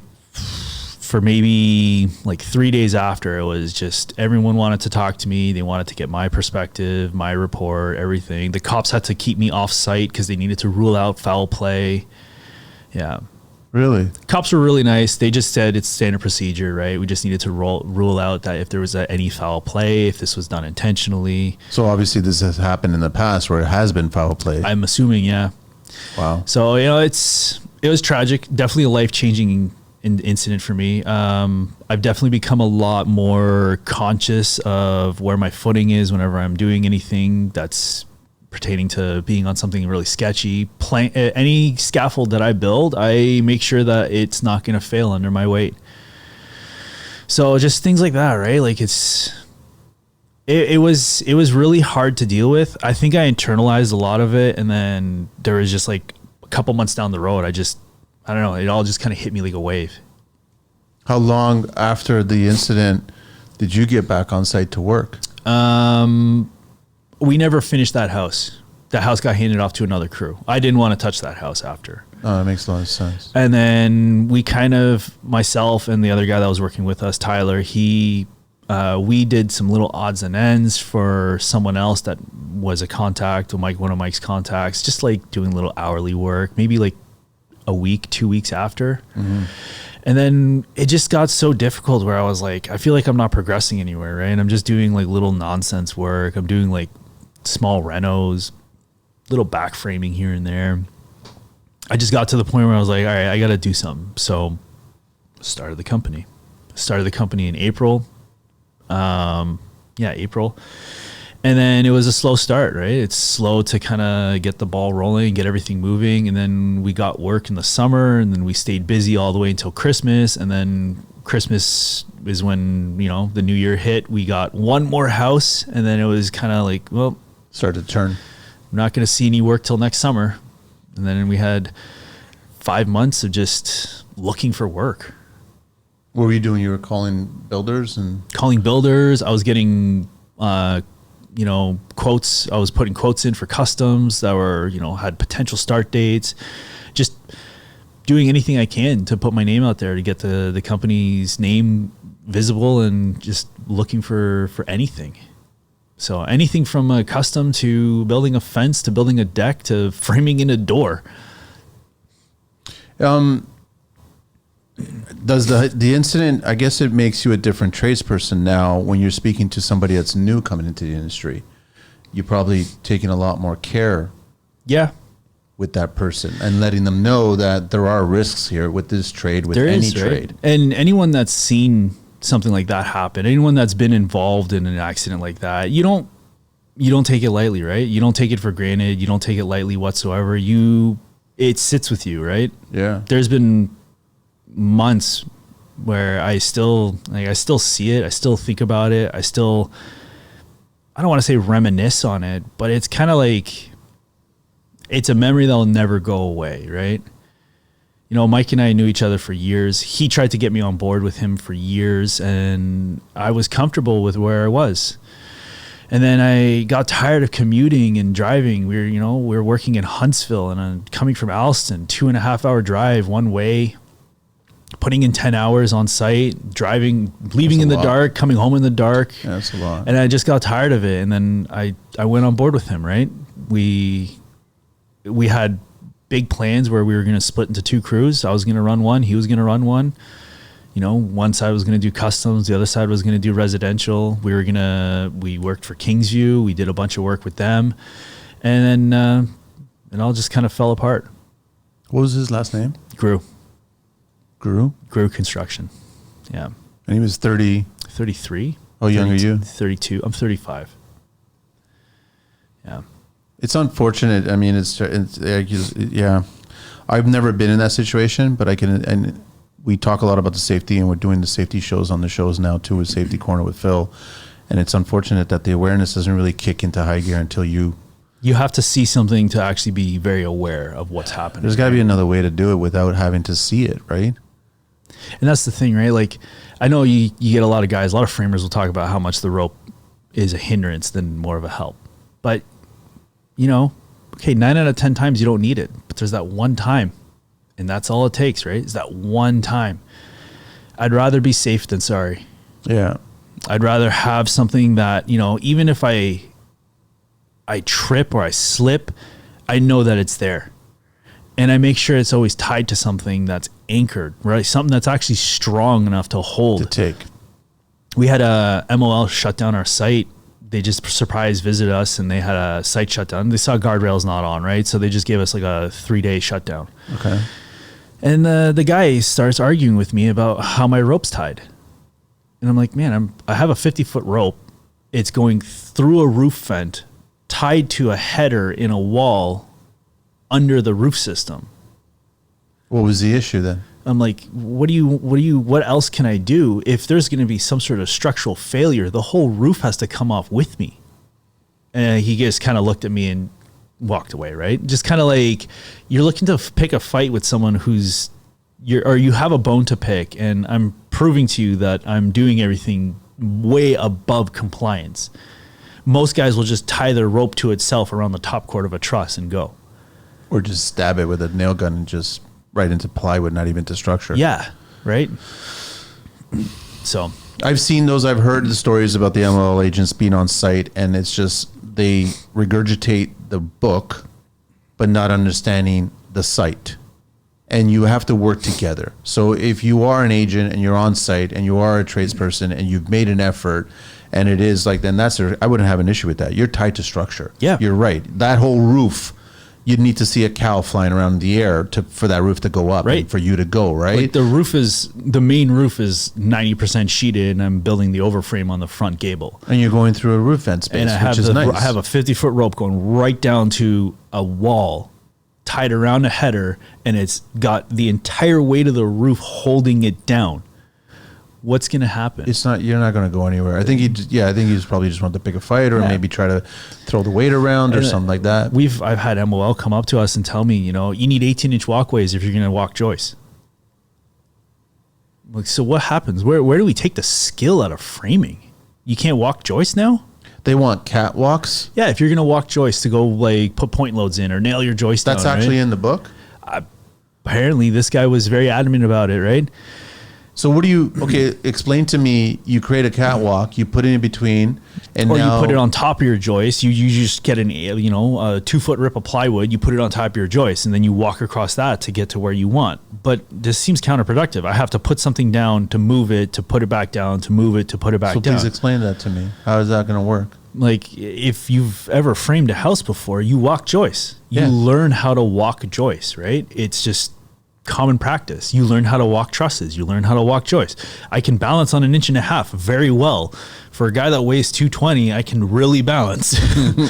It's one of those things. It's just like, there's a point in time where it's like, MOL, man, like, you got to shake your head and think about this. Like, you got to work together.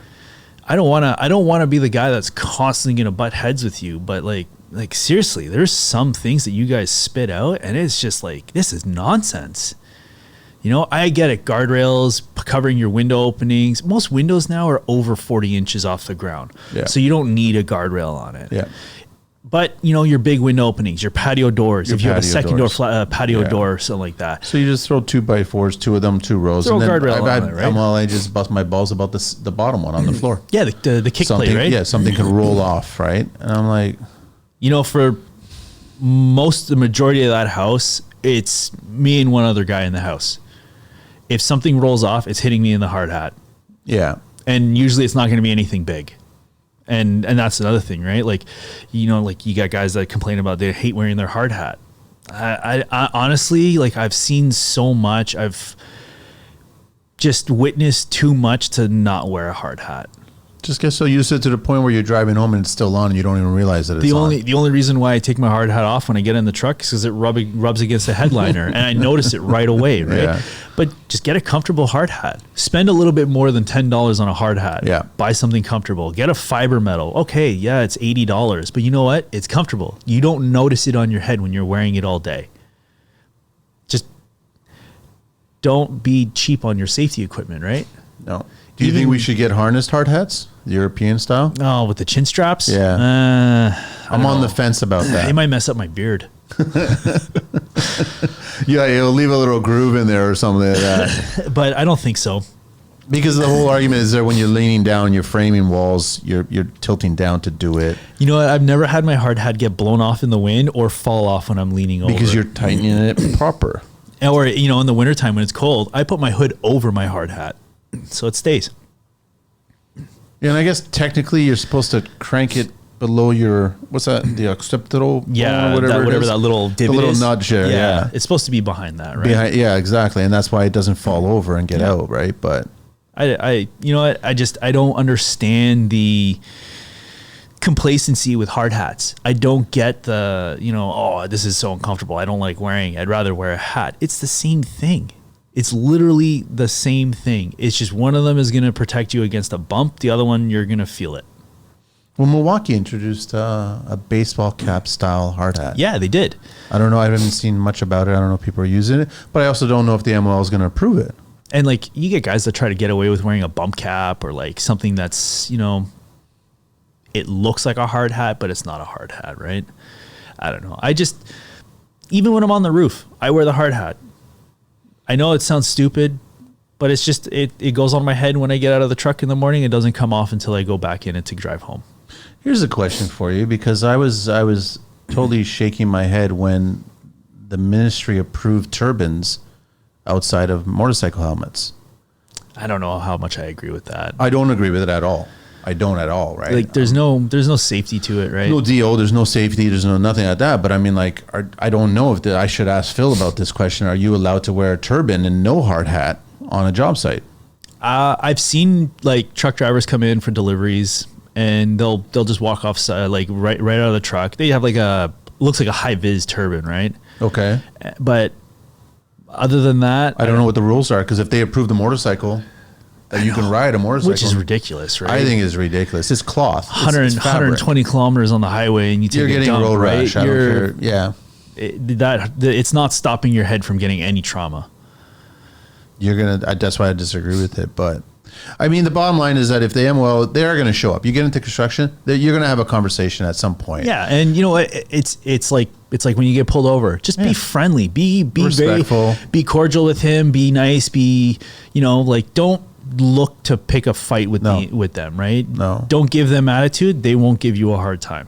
You're just 1% of their day. They will, they go to multiple sites. And it's like, it's one of those things, like, don't be hot-headed. Don't have a temper around them. Just do what you got to do. It's part of the business. They're doing their job. You're doing your job. If you make the effort to be safe, they'll respect that. Yeah.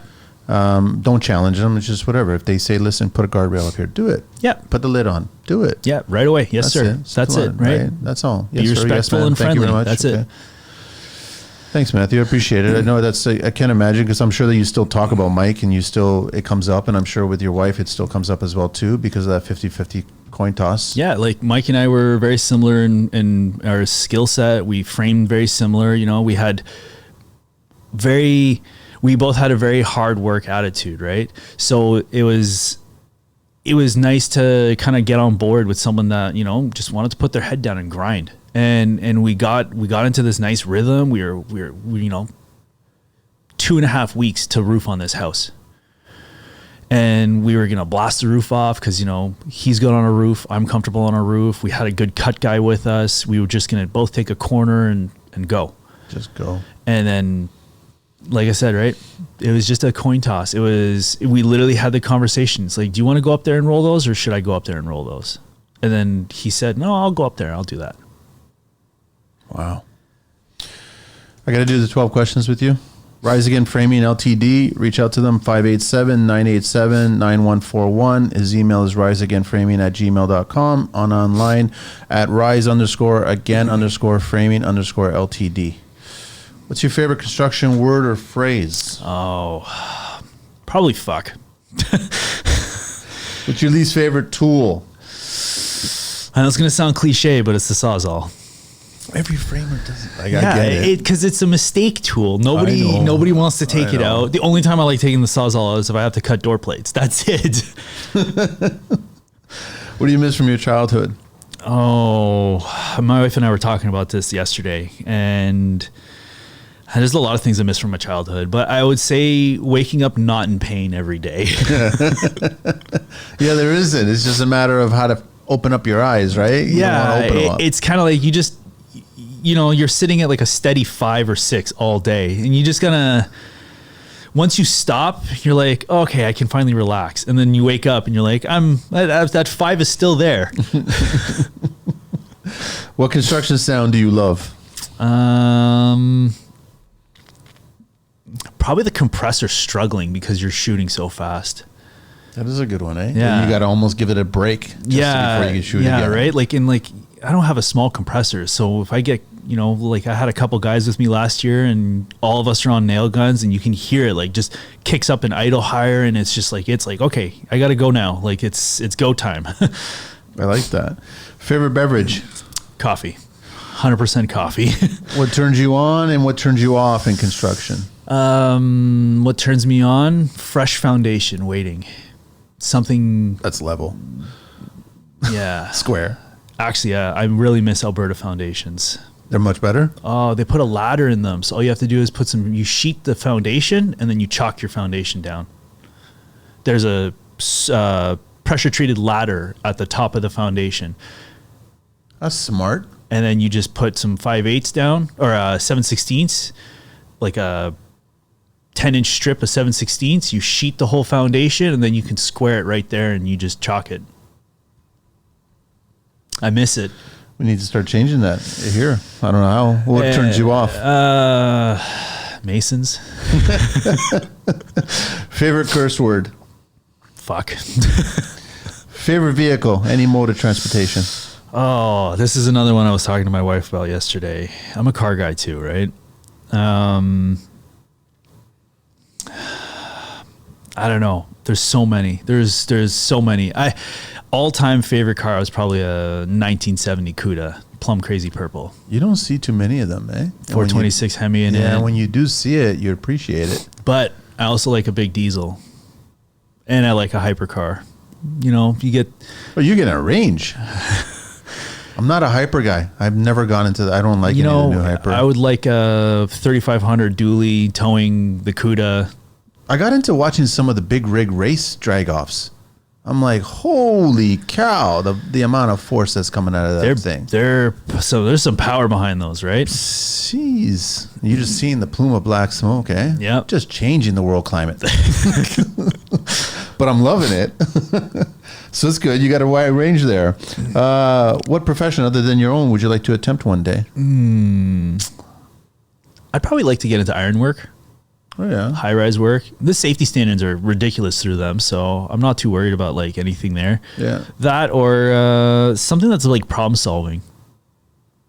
I'd problem solve all day, right? Yeah, that's exactly it. So something that's involved with problem solving, figuring out something, trying to change the world. I don't know, something like that. What profession would you not like to do? I would never want to clean porta potties. It's a tough one. Yeah, it's that smell all day long. I already have a bad sense of smell, but I can always smell that guy coming by to stir the honey pot. Especially on a hot summer day. Oh, and tradespeople don't have the best diets. In all fairness, I'll agree with you on that. When there's a lot of masons on site, there's an interesting porta potty. Yeah, it is. Lots of interesting food, not being fully processed. Last question. If heaven exists, what would you like to hear God say when you arrive at those pearly gates? I have no idea. Here's the key to any car you want. Oh, that would be nice. Yeah. Here's a universal key to anything. Get in it and go. Eh? That'd be cool. I like that one.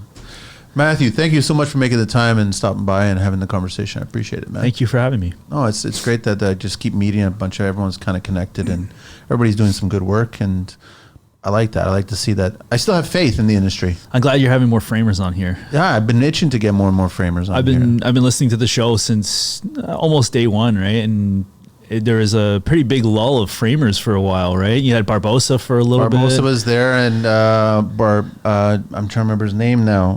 The South American guy, he was on there too. Mose. Yeah, Mose. Yeah, he was on there. And then I was trying to get my old framer Ziggy, but he's refusing to go on the mic, and he just doesn't want an old school Polish guy, right? But he taught me a lot. Yeah, but lately there's been a few of them coming. Sometimes it's nice to hear from other trades, right? I like to kind of get a perspective of how they're doing their thing and how they look at when they come into a house or something like that. But it's also nice to hear from other framers, right? Jesse might. I think he's going to come back on soon because he's working on a few interesting projects and he's grown quite a bit since he was on the show, right? Yeah, he does. I like. I check out his Instagram all the time. He's got some pretty cool projects. Yeah, he's got an interesting coming up next year. So I like him. It's cool. They usually come out of the woodwork. If I start doing a few plumbers or a a few electricians, they all start. Well, how come it's all word of mouth, right? That's all it is, eh? Yeah. You should get on, and all of a sudden we talking about, and hopefully everyone understands that I can kind of carry the conversation about all the trades. I don't know as well as you guys. I'll never be a framer full time or any of the trades full time. But as a GC, you kind of have your hand in everything, right? Yeah, you get some insight on each one, right? And then that's it. But that's why I like doing it. So you're welcome back anytime, man. Yeah. And I appreciate it, man. Thanks so much. Thank you. That's it. We're out of here.